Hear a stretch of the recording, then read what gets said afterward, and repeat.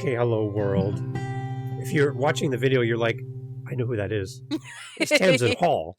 That is the Tamzin Hall. Yes, you're right. Tamzin is with me again on the How to Podcast series. My co-host returning again. I'm thrilled to have you back. Welcome back, Tamzin, and happy holidays to you in advance. Happy holidays. Happy Christmas, everybody. I love Right? this time of year. I love it. Love Okay, it. what is Tamzin Hall's family tradition at this time of year? Oh, so our tradition is we don't buy each other Christmas cards. So instead, me, my husband, and my son, we go to a local bookshop and we choose a book. And then inside that book, the other two people write in the book a message for the year. So have a great Christmas. Thank you for everything you've done this year. Next year, you're going to be great at X, Y, and Z. And lots of love from each of us. So that's that. And then we go out for dinner afterwards with our books. See? Okay, so I'm in Canada. Tell me what it's like in England at Christmas. Like, what is something that you enjoy seeing or participating in? Because you're like in a historical place in the world, and I'm just curious. What does it feel like when you walk the streets at Christmas? Can you kind of give us an insight on that? Yeah. So, yes, I love Christmas markets. I love Christmas decorations, lights everywhere. People walking around in Christmas hats. We have chestnuts roasting, that song, Chestnuts Roasting. You know, you do have that. Yeah. You have people in the streets roasting chestnuts. And yesterday was my son's carol service. So I don't know if you've ever heard of Arundel in England, West Sussex in England. Well, he had a carol service in the cathedral, Arundel Cathedral. So it's this great big cathedral, old building. And it was just beautiful. There was trees, Christmas trees, lights, Christmas carols. It was fabulous. It was really the start of the year. So I love all of that. Just being with people outside, walking the streets, Christmas markets, Christmas lights. Yeah, so much fun. Nice. I love that. That sounds like Canada too. Like, I love those little pop-up markets where you can kind of meet the vendor and talk to them directly. And, you can shop the big stores. Yeah. But when you can talk to somebody directly who makes that product and, whatever, I find that to be more enjoyable. And the fact that the money's going straight to that person. Absolutely. Rather than some big organization. Yes. I know that's convenient to shop big stores, but I like to support local as much as I can. So sounds good. I'm ready. I'm going to hop on a plane and do some shopping in London. Come on over. Yes, right. Come on. Right. Absolutely. Yeah. Let's do it. Okay. So today we're going to talk about something you're doing, which I'm a big fan of on YouTube and Instagram. You are sharing your 12 days of Christmas ideas geared towards business owners and people in the business space. But I want to kind of hijack some of your thoughts. Let's and do I think you're up to day 5 on your list so far. Lots of good stuff coming. But I want to hijack some of that and kind of adapt what you're talking about towards content makers, creators, podcasters, authors, musicians. I don't know, whatever you're doing and you're creating something. Your ideas are awesome. And what you're sharing is great. Great content. But we're going to have a link to your YouTube channel and everything and your Instagram. Go there and follow on the journey. It's great. And I love it. So I would love to kind of go through the 5 that are released right now. And let's have a little conversation around that. And then after that, near the end of this, I like to kind of talk about our year-end review. How do we close off this year in a good way, set ourselves up for success next year? Maybe some tips from you as well about how to close off the year. So let's jump back to your 12 days of Christmas. We'll do 5 of them because that's what's released. We don't want to give away everything right now. You have to follow for the journey. Yes, absolutely. Let's start about this. Where did the idea come from to do this, first of all? Yeah, okay. So it's actually the title of it is 12 Days of Workplace Happiness to Create High-Performing Teams. So as you know, I'm a performance psychology coach, all about high performance, whether you're a CEO, a business owner, or a leader.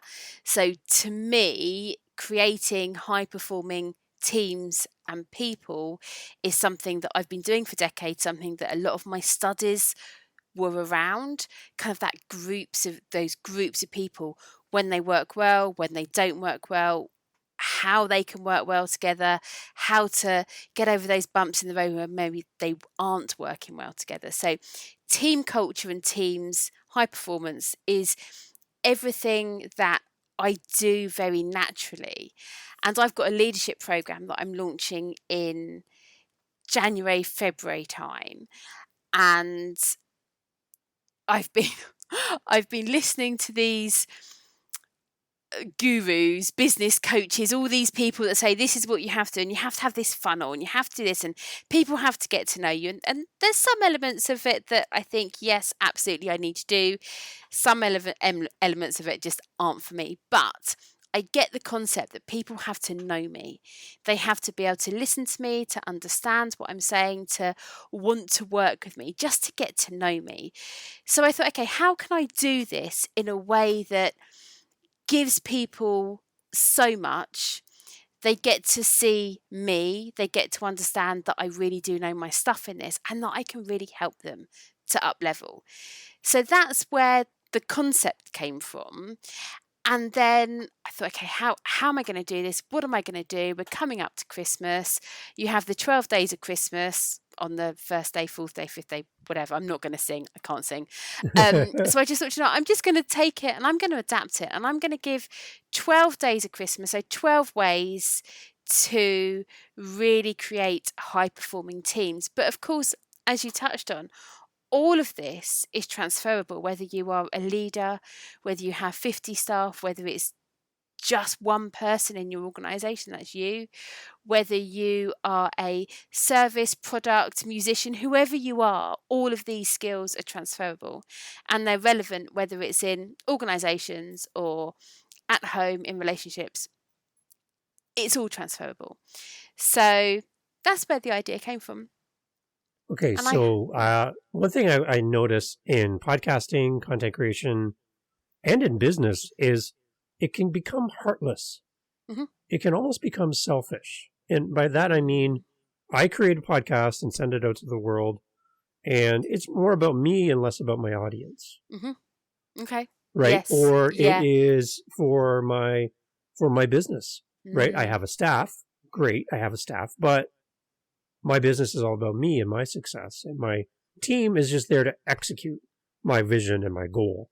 And I really am not connected with my team. I'm not connecting with my audience.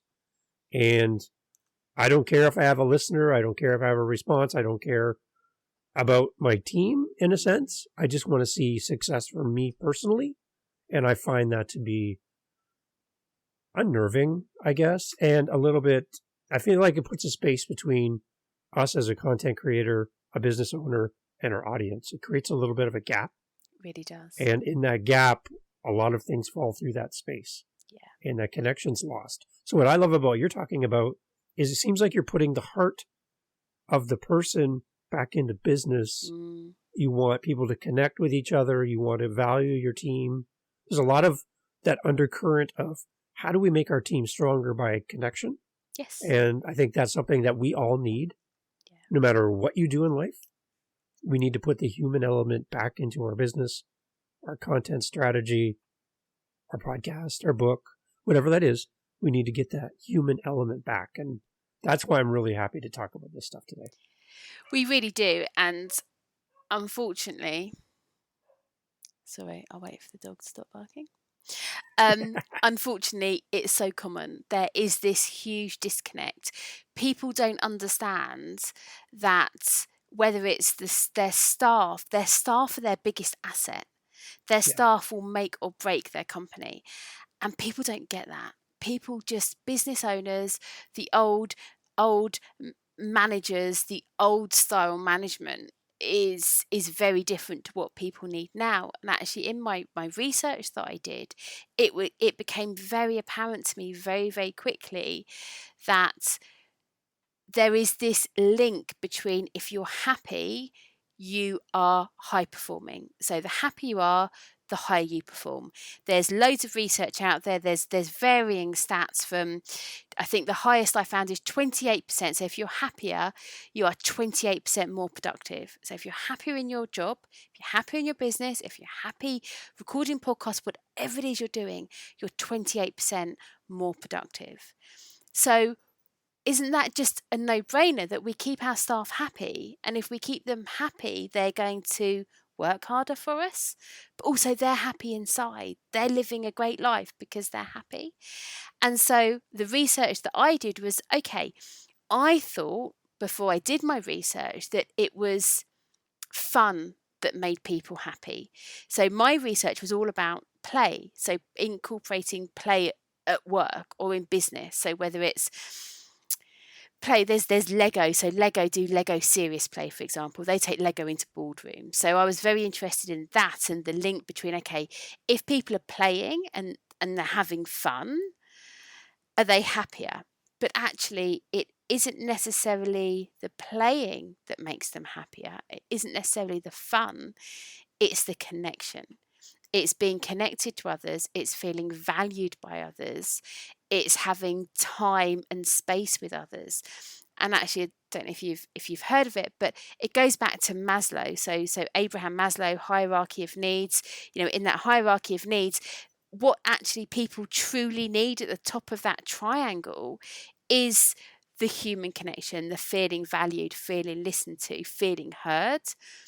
So whether you have 100 staff, whether you have relationships, friendships, children, podcast listeners, customers, clients, whoever, what those people really need to feel happy is to feel valued and listened to. And then if they do that, we will be high performing, because that's what happens. That's the trajectory that we go on. If we're happier, we perform higher. I love it. Okay, so let's get into these because you have 5 for us. And now, there's a fun of co-hosting is you can just switch drivers at any time. You're driving, you're up. I want to listen and I want to learn. I'm here to learn, Tamzin. So I'll chime in, but I would love if you kind of lead us through these because, again, go to the YouTube channel, check out Tamzin Hall, links in the show notes, but now you get a chance to hear it again in a little bit expanded version of what Tamzin's been sharing online. So, Tamzin, you're driving now. I'm the passenger. This will be fun. Okay, let's do it. Okay, so 12 days of happiness. The first day, so my number one tip is having time off. So giving people around you time off, whether it is your staff, whether it's your family, whether it's your wife, your husband, whoever it is in your space, give them time off. Give yourself time off. If you're a business owner, just give yourself time off. A great thing to do at the moment is give people time off to go Christmas shopping in business hours, work time. Because let's be honest, I don't know about in Canada, Dave, but certainly in the UK, trying to do Christmas shopping at weekends is an absolute nightmare. Traffic, kids, so many people, it's so stressful. What we want is we want our people, we want ourselves, we want our families to have the time at the weekends to relax, enjoy themselves and have fun. If they're having to go Christmas shopping, they're going to be stressed. We don't want that. We don't want people stressed.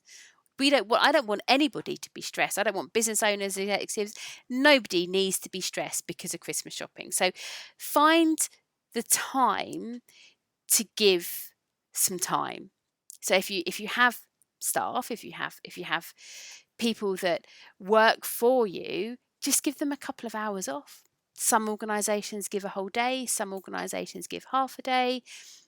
But also think about you. Give your time off. When can you afford to have half a day to go Christmas shopping? That is not when you're supposed to be seeing friends, seeing family, looking after kids, all of that stuff. Do it in time when you're supposed to be working, because I promise you, once you get that done, once your people get that done, other half, husband, wife, whoever it is that you're going to give some time to, they will be so much more productive in the other hours of that day, because they'll be so grateful they've had time on their own when the shops are quiet to do Christmas shopping. So that's my first tip. It's a great investment in your team, right? Because the other part of it too then is, if my company, my boss, my whatever allows me the freedom to shop on their time, if somebody comes along, Tamzin, and offers me a job and trying to woo me or convince me to leave my current employer who values me and gives me this space, like this, for example, they try to bring me to their company and they don't offer that. Yep. Think I'm going to leave? Absolutely. Why would I leave? Tamzin gives me this time to do something on company time. I get to go shopping because she values me. I don't really know if I want to be interested in the alternative because I value Tamzin as an employer. So I'm going to stay with Tamzin. So yes, it's going to cost you productivity. It's going to cost you business hours. There's a hit to your business. Your business still has to run. But if you can carve out time like that during business hours to give that freedom back to your team, you've just secured potentially some loyalty from your team back to you as a business. Absolutely. Some organisations actually have it as part of an incentive. So in the job offer, they give every single one of their employees a day off for Christmas. And obviously, we're very close to Christmas now, so it's probably not possible this year, but maybe next year you can think about, actually, how do I make that I give every single member of my team a day off, just a day off for free. Go and do your Christmas shopping on my time. The impact is huge on your people and on productivity. And it will be on you too if you are everything in your business. It's something that is very welcome. It's very welcome. Yeah. Okay. I love it. Awesome. So, should I go on to day 2? Let's do day 2. I love it. Let's do day 2. Okay, so day 2 actually is a really good build on from giving a day off or some time off for Christmas shopping, because it is all about work-life balance and flexible working. So, as you said, productivity and freedom, actually, if you give people the autonomy to work flexibly and to have that freedom, they will be more productive, without a doubt. And I find when I'm working with business owners, and obviously, as we said, service providers, product creators, content writers, podcasters, this applies to all of you. If you are flexible with your time and with your people's time, and you have a work-life balance, you will be a lot more productive than if you decide to work 15-hour days, 7 days a week. That does not work. You have to filter in things that you love to do. And especially at this time of year, if you have kids, go to their nativity play. If your people have kids, let them go to their nativity play. Let them go to the Christmas carol service. Let them do what they need to do, because they won't take the mickey. They won't be, oh, do you know what, my employers give me 2 hours to go to a nativity play, I'm going to do nothing all day. No, they will work so much harder in the time they're in, because they know they've got the time doing what they love to do. If you can get work-life balance and flexible working right for you as a business owner, for your people, for people around you, stress, overwhelm, anxiety, burnout will not be as prevalent as they are now. I don't know the stats, but there are just so many people hitting that wall, hitting that I'm burnt out, I'm stressed, I can't physically do this anymore, I'm at the end.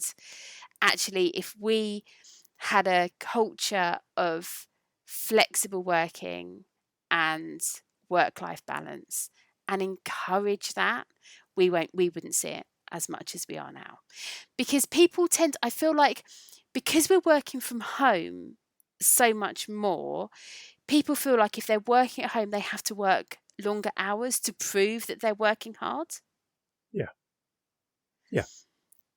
And that isn't healthy. No. Yeah, and there's seasons, right? There's seasons to your work-life balance. You might have a big project that is going to require you to stay and do a little extra, but that should be balanced as well with times when you can leave early. You got to have both, right? So I see it kind of weighted heavily towards more life, less work, but there's going to be times when you do need to step up and be a part of the team and support. So yeah, good. The other thing to add here is breaks and lunch breaks. If you are a leader and you do have staff that look to you, make sure you have lunch breaks, because we all need to get away from our desks. Ideally, we take 5-10 minutes every hour, and I've had people gasp when I've said that. But actually, if you take that time every hour to walk away from your desk, clear your head, have a break away from, put some music on, dance, go outside, throw the ball for the dog, whatever it is that you can do in those 5-10 minutes, you will come back to your desk fresh, ready, and so much more capable than if you just ploughed through to try and get something done. Regular breaks and lunch breaks are just so important. And research shows that if people take breaks, they are more creative when they come back to their desk. So that's really important as well. So don't take a break during the podcast, because we want you to stay around because there's more stuff coming. After the podcast, you can take a break. But yes, stay with Tamzin because she's just helping us so much. This is great. I love it. Okay, so let's go. Number 3. What do you got? Okay, so number 3 is one of my favourites. In fact, I like them all, but this is one of my favourites, is getting to know people. So as we said earlier, Maslow's hierarchy of needs, as my research project shown, and as so many other research projects has shown, giving people our time and valuing them and getting to know them is one of the best ways to help them feel listened to and heard. Now, I used to have I don't know what I'm going to whisper here. There's no point whispering. I'm either going to say it or I'm not going to say it. Love it. I used to have this boss who would say, "How are you? How was your weekend?" and instantly turn to check their emails and not listen. If you're going to do that, literally. Yeah. Really? Yeah. If you're going to do it, there's no point asking, because that makes people feel like they are nothing to you. You're better off not even asking. If you have a really important email to check, just check your email and then give your staff or give your people attention. Yeah. The most powerful thing that I do is I remember people's children's names, pets' names, and remember what they're doing. So if Flossie is Mary in the nativity show, I'd ask, how did Flossie get on? How was she? And you will see people just feel part of something, feel like they're so important because you've remembered their kids' names. You've remembered what's going on in their life. And that is so powerful. So getting to know your people, getting to know your audience, getting to know your customers, getting to know your friends, your family, without technology, without phones getting in the way, just give them your undivided attention. Our time is something that is so precious because we can't get it back. And if you give that time to somebody, they will feel like they're the most important person in your life at that moment. They will feel valued, they will feel heard, they'll feel listened to, they'll feel part of something, and they'll then be happier. And so you not only enrich their life, but they'll be high performing and they will achieve great results because of you giving them just a few minutes of your time. So important, so important. And one thing I love about podcasting is, by doing interviews, co-hosting with other people, is you get to learn how to be an active listener. Not speaking over each other, not cutting each off, not trying to one-up their story with my stories. Well, I did that too. And you really learn how to just be quiet and engaged away from your phone and just listen to somebody and allow them to complete their thought. you can take that skill that you learn by doing a podcast and take that into business, take that into your marriage, your relationships, where you're sitting at a little cafe and the person in front of you is pouring their heart out to you. And instead of sitting there on your phone, checking out your latest posts, you're one-on-one and you're giving them the space to be a real person and to share their real thoughts. I just think this kind of way of doing podcasting is a great way to listen to people and connect with people that you might not meet in person right away, but it's a great way for you to just kind of build those relationships and to become a better listener. So that's why I love podcasting. I think that's just so true. And I'm trying to really move away from the culture of I'm better, I've got more important things to say, I'm this, I'm that, me. That doesn't work for anybody. It doesn't impress anybody. Actually, and I'll come on to this in later days, I think it's day 4, maybe day 5, but everyone has so much to bring to the table. If we're not listening, if we're listening to respond rather than listening to listen, we're not going to hear what they're bringing to the table. Yeah. Exactly. And so that, to me, getting to know your people, getting to know people around you. And there's something else that I love in here. One of my tips is celebrating people's birthdays. You can probably tell, I love Christmas, I love birthdays, I love celebrating, because I feel like every single person is worthy of a really big celebration. So anybody who has a birthday, I'm going to celebrate it. I'm going to make you feel so special, whether that's a customer, if I know that it's their birthday, a client, one of my staff, a colleague, podcast listener. If you know it's their birthday, give them a shout out. Yeah. If you make them feel truly special, but really get to know them. Exactly. I love it. It's good. It's good. All right. So day 4, tip number 4, actually we've moved on very seamlessly. You would think I've put these days together in an order. That's what I'm thinking. Yeah, I love it. Yeah. Is listen. So it's listening. It's listening to other people and listening to their ideas. Ask your people, your customers, your clients, what's going on? What do they need from you? What do they want? What's happening for them? If you listen to their ideas, your business, your podcast, your whatever it is going to be so much more successful, because we don't know everything. As podcast owners, as business owners, as leaders, we don't know everything. I do not walk into a business knowing everything. I don't walk into a training environment knowing everything. Everybody else around the table has so much to give.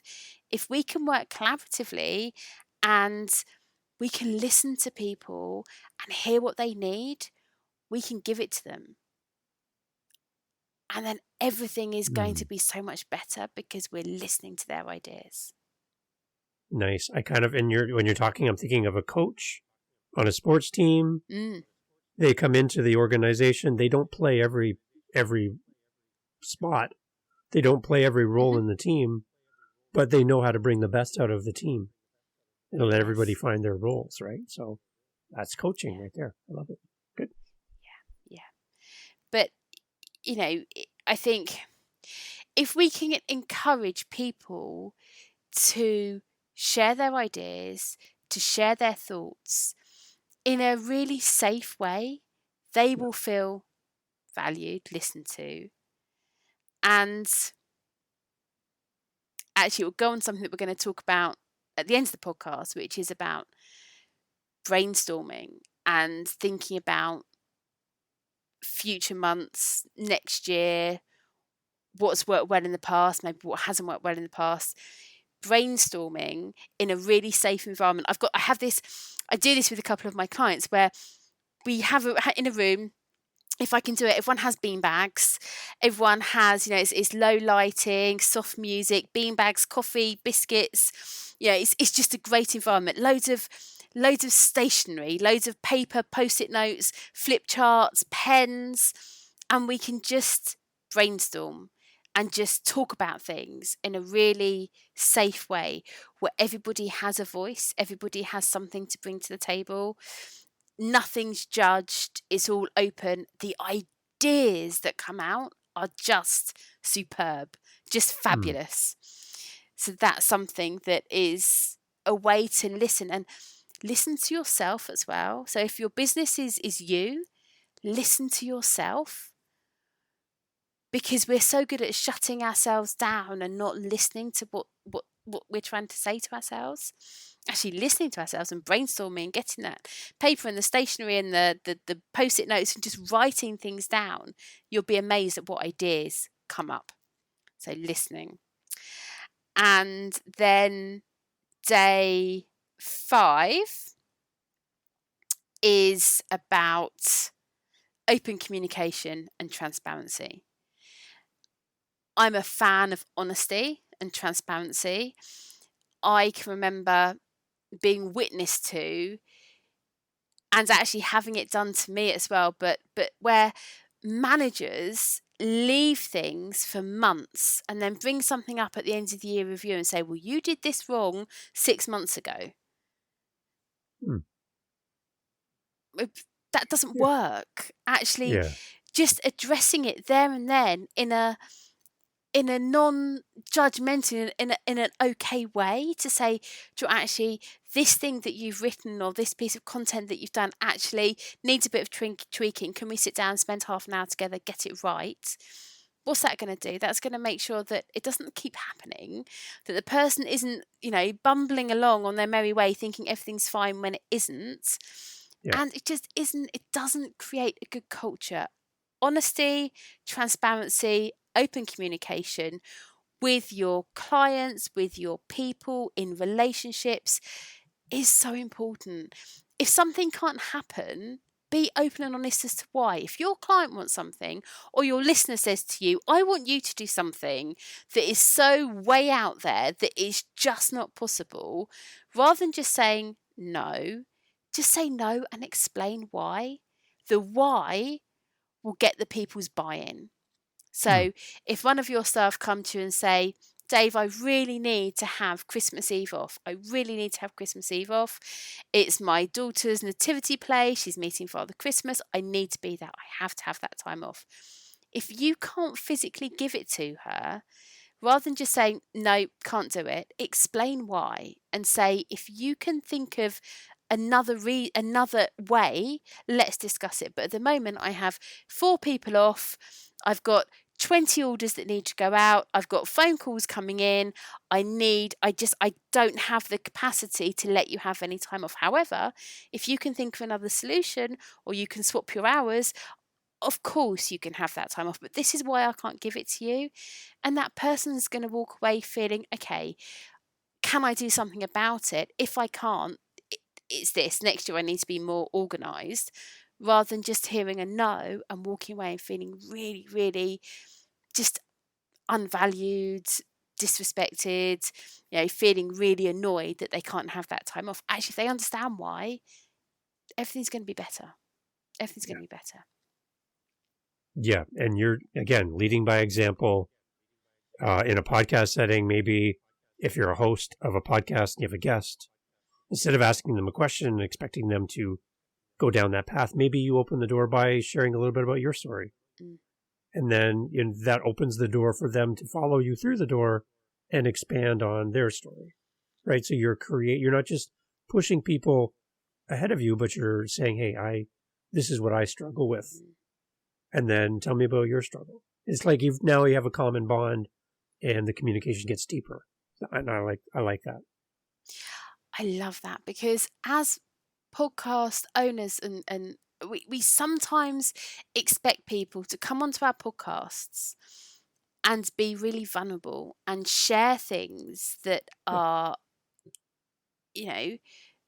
vulnerable and open and honest. And if we haven't given them that level of respect by saying, actually, this is my story, why would we expect them to do the same? It has to work both ways, doesn't it? Yeah. It's amazing. So you have more days coming up, and people are going to follow along on YouTube and Instagram and through your website. Let's plug the website before we jump into the year-end review stuff. Where does everybody find you, Tamzin? So I am Tamzin Hall Coaching. So my website is tamzinhallcoaching.co.uk. YouTube is Tamzin Hall Coaching. I've only just set up my YouTube for my 12 days of Christmas. So it's very new. I would really appreciate some likes and some shares on that. That'd be fabulous. Thank you. But yes, I'm Tamzin Hall Coaching. So that is me. That's where you can find me. So take a look at your analytics, because you might see somebody in Canada I love that. has been interacting with you today, leaving you comments and all that. Subscribe, follow, hit the bell, all that stuff. All that stuff. So check your stats. Check your stats. I will do. Thank you. It's one thing to say it, it's another thing to do it. And that's the other thing I would suggest for all podcasters, any content creators. If you're going to ask your audience to do something, you better well be ready to do it yourself. So if you're going to ask somebody to go follow you or leave you a comment, my question back to you as a podcaster is, when was the last time you've done that? And if you've never done it, but you keep asking for it, there's a disconnect there. So I would say you need to lead by example. Number 5, you need to lead by example and go out there and do your best to support other people in your space and share the love that you're asking for. So there's one thing you can take into next year right there. Okay, so year-end review, and I know you got meetings to run to, so let's do this rapid fire so we can kind of go through this. I had some thoughts about how we close off this year and end well and start well next year. So one of my tips would be to take a look at all of your pre-authorized subscriptions from the past.